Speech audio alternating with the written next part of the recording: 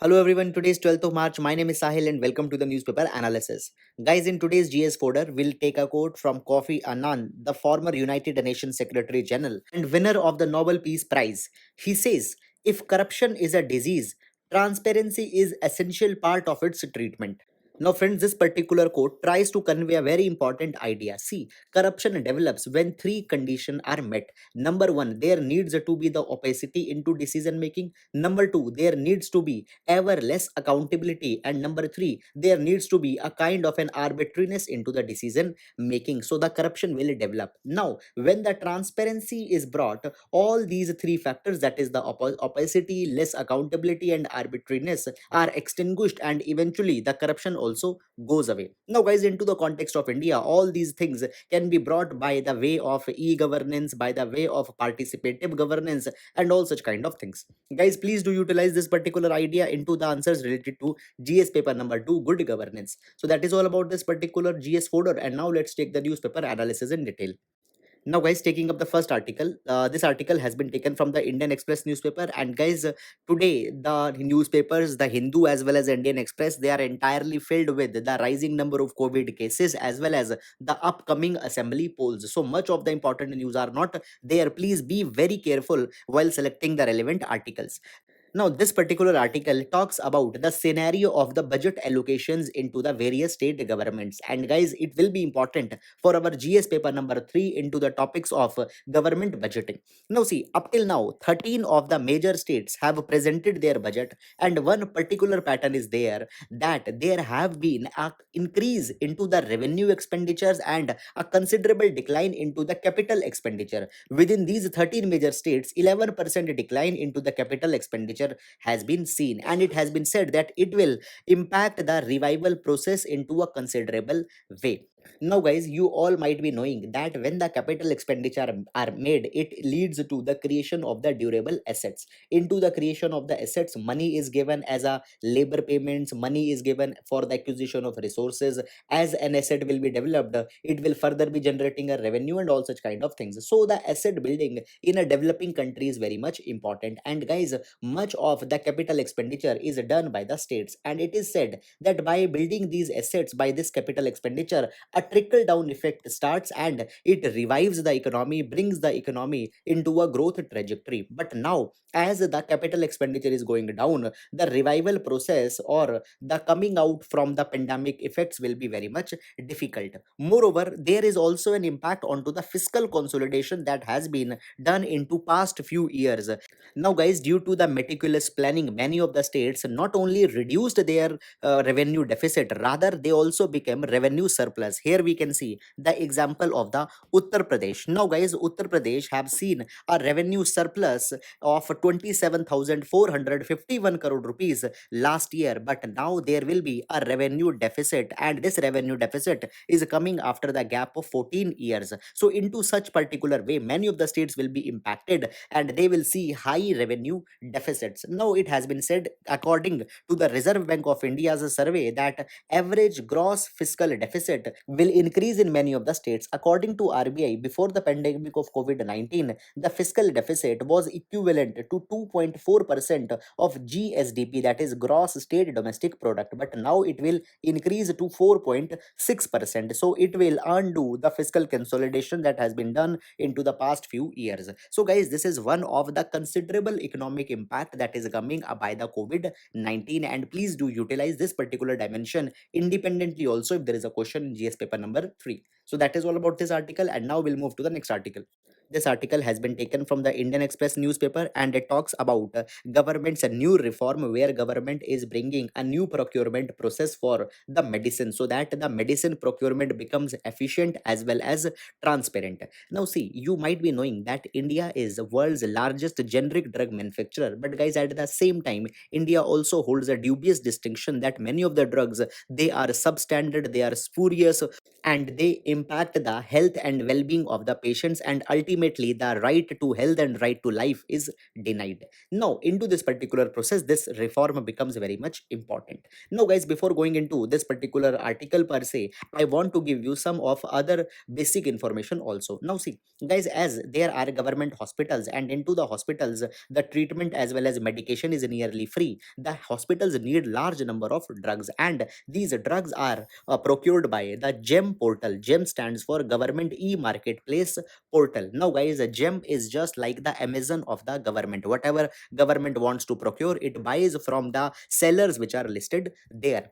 Now, guys, though medicines are supplied, but many a times there is still the problem of authenticity and quality, and government cannot know whether all the drugs they are original or not. So therefore it has been decided that a blockchain will be integrated into the portal, that is the government e-marketplace portal. Now, what will be the benefit of this? See, you might have heard about the blockchain which came with the Bitcoin. Now, blockchain is a decentralized ledger.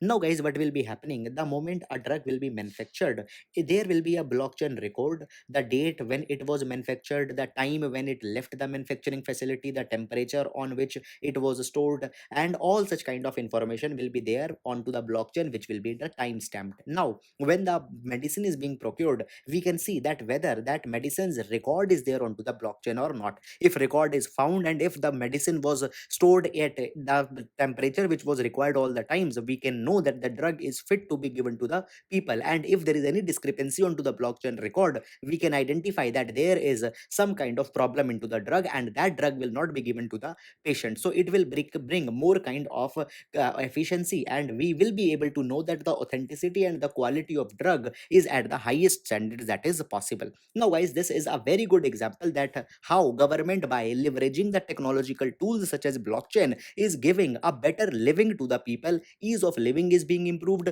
corruption is being reduced, and all such positive benefits are coming. Guys, please do utilize it as a case study in GS paper number 2 as well as in GS paper number 3 related answers. So that is all, and now we'll be moving to the next article.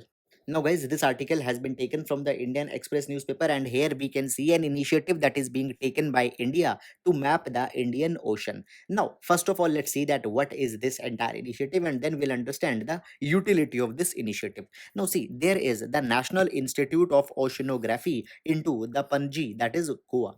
And now this institute is commissioning a research vessel by the name of Sindhu Sadhana, which will take a journey of the Indian Ocean. Now, this particular journey will be starting from the east of India, that is from the Vishakhapatnam. From there, they will be reaching all the way to the Australia. Then they will be reaching to the Port Louis into the Mauritius, and then they will be coming to coast of Pakistan, and finally it will be culminated onto the West Indian coast.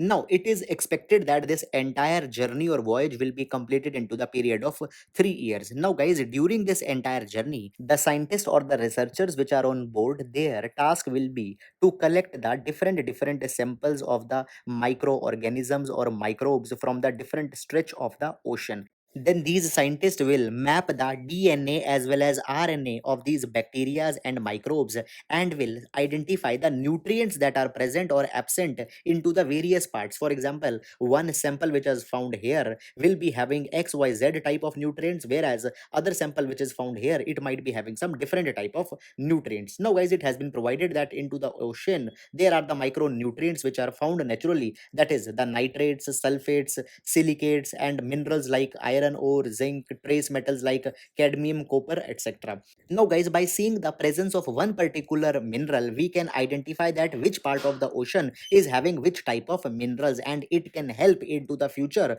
to map a mineral repository of entire Indian Ocean, and it can also be utilized for the benefit of the human beings into the future. Guys, as the scientists develop a sample of human genome, here a sample of an ocean genome will be created, and it will also be utilized to develop the applications for the commercial biotechnology into the future, which depends on exploiting the oceanic resources.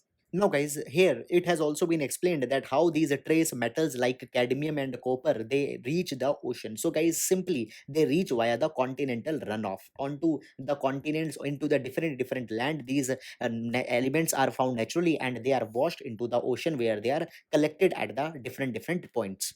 Now, guys, further, the scientists have also provided that it is very important to understand that how the interactions of trace metals with the marine biota takes place, and it will help in developing the holistic understanding about nutrient cycling and the productivity of the oceans. So, guys, this is all about this particular initiative or this particular voyage. Guys, we can also utilize it as a case study that how, but the knowledge which will be generated by this particular initiative can be shared with the Indian Ocean rim countries, and it will further help India to enhance their foreign policy into the Indian Ocean region. That could also be this implication of this initiative. So, that is all about this article. I hope you have understood it, and now we'll be moving to the next article. Now, guys, here we can see a brief development has come, which you can utilize as a case study that how the propagation of the rights for the LGBT communities are now being taken onto the global scale. Now, the entire European Union, that is the bloc of the 27 member countries, they have declared that it will be a LGBT freedom zone. Now, LGBT freedom zone means that they will push back the homophobia, that is the relation between the people of same sex. Now, guys, the homophobia will be removed by giving the equal spaces to the LGBT community. They will be given the equal spaces into the public places, into the employment. Moreover, the perceptions or the stereotypes against these people will also be reduced. Now, guys, this particular thing happened into the aftermath of Poland's LGBT free zone areas. Now, guys, the Poland, some of the ultra conservationist group, they said that LGBT ideology is a foreign ideology, it is an alien ideology, and it is not conducive to the culture of Poland. So therefore they developed that in some of the constituencies there will no LGBT rights, LGBT freedom that will be allowed. Now, as a reaction to such kind of thing, the entire EU has been declared as a LGBT freedom zone where they will be given all the rights. So, guys, here we can see that a kind of a normalization with respect to the LGBT relations is coming, which is very much conducive to bring the inclusive social justice. So that is all about this article. Guys, please do utilize it as a case study or as an example into your answers. So that is all. Now we'll move to the next.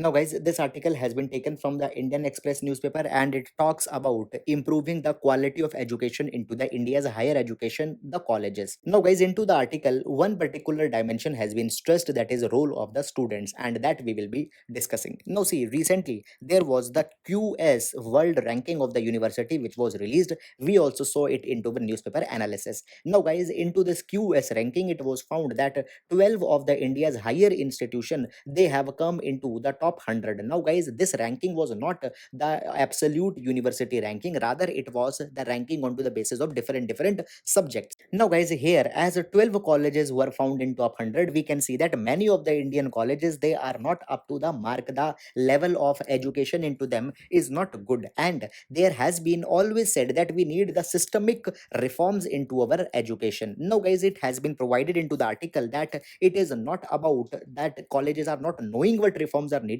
rather implementation is a very big challenge here. The analogy has been given that everybody knows how to lose weight, that is eat less and move more, but still people are overweight. So therefore, how to reduce the weight, it is a much more complex answer than just simply explaining a series of steps that are to be taken. It has been said that always we talk about improving the infrastructure by giving more autonomy, by giving more funding, but that is not the reason, the way to improve the outcomes. Rather, we need to focus onto the student's own desire or own ambition with respect to the education. In India, the education is just linked with the good career prospects. It, apart from it, we don't see it as playing any other constructive role. Now, this thing can be very aptly reflected into the entrance examinations for various of the reputed institutions. Guys, we can see that when students fight for the admission into the IITs, they show much enthusiasm and exemplary performances are given, but once they come into the college, they give a very average performance because they know that graduation is certain, and after the graduation,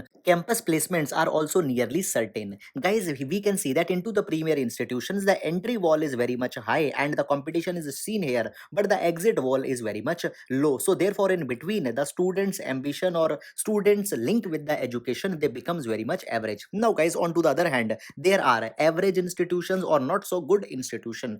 Now guys, into these kind of institutions, the employment opportunities or the placement opportunities are also very much limited. So therefore here also students lose the enthusiasm into the studies. So therefore the students desire is needed to be reignited, and here the policy formulations the government needs to work that how this kind of thing could happen. Now it has been provided that the education needs to be provided with the societal needs, and it needs to be made as a way of life into the students, and only then the impact will be coming. Apart from them, any investment onto the infrastructure, any hiring of the teachers will not do good.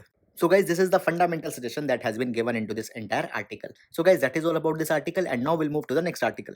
Now guys, this article has been taken from the Hindu newspaper, and here we can see a decision that has been given by the Punjab and Haryana High Court. Punjab and Haryana High Court has provided that government needs to create the safe houses into the every district, so that the people who are doing the intercaste marriages, they can get the safe accommodation and they are not unduly intimidated by the family members who don't approve of their intercaste marriages. Now guys, into the wake of increasing honor killings and all such kind of things, such kind of safe houses become very much important. Often it has been seen that because of the non availability of them, the violence is seen by such kind of people.